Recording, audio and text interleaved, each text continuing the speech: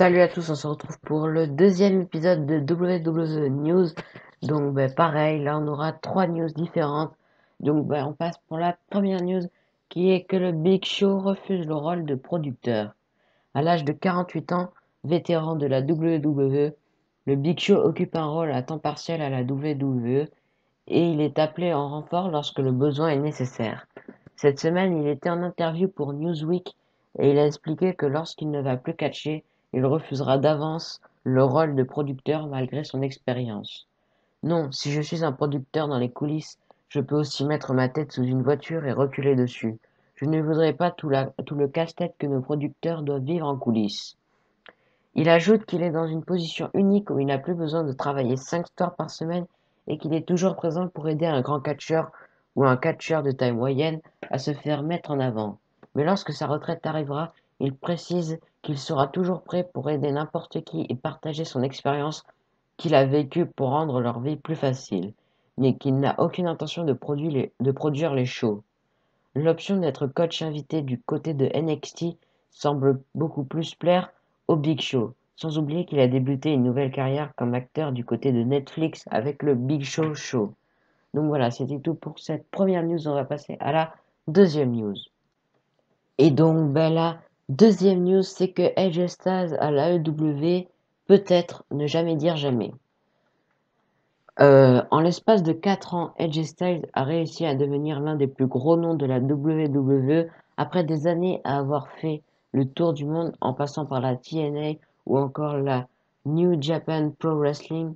Maintenant, âgé de 43 ans, le phénoménal a re-signé avec la WWE l'année dernière. Mais pourrait-il faire un tour à l'AEW avant de mettre fin à sa carrière sur le ring?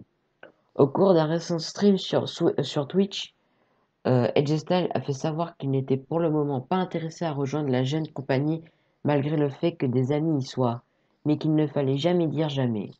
Concernant la EW, ne jamais dire jamais, pas vrai? Je n'ai pas besoin, du moins pour le moment, d'aller ailleurs. Alors pourquoi je le ferais? Mais encore une fois, ne jamais dire jamais. AJ Styles semble donc satisfait de sa position actuelle à la WWE et un passage à l'AEW est peu probable.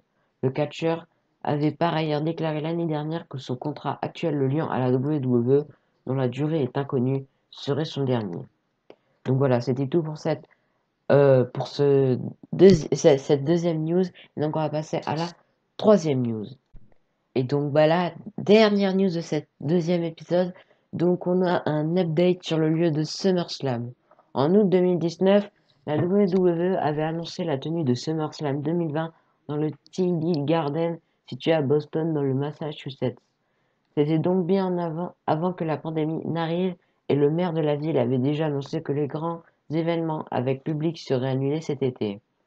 C'était donc quasiment sûr que la fédération allait devoir trouver un nouveau lieu si elle voulait organiser le pay-per-view dans une arène. Aujourd'hui, la WWE confirme le changement et annonce alors que SummerSlam 2020 n'aura officiellement pas lieu à Boston. Toutefois, la compagnie semble décider à l'organiser dans une arène puisqu'elle annonce que des informations concernant un nouveau lieu pour l'événement arrivent, ce qui laisse présager que le Performance Center n'accueillera pas le show. On va devoir attendre encore un peu pour en savoir plus.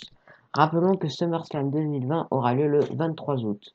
Donc voilà, c'était tout pour cet épisode WWE News. Donc on va passer au dernier épisode. Et donc, c'était WWE Fan. Abonnez-vous, lâchez des pouces bleus, des commentaires. Allez, à plus. I got that adrenaline in 'em, not knowing when I'm never gonna slow up and I'm ready to stand anymore.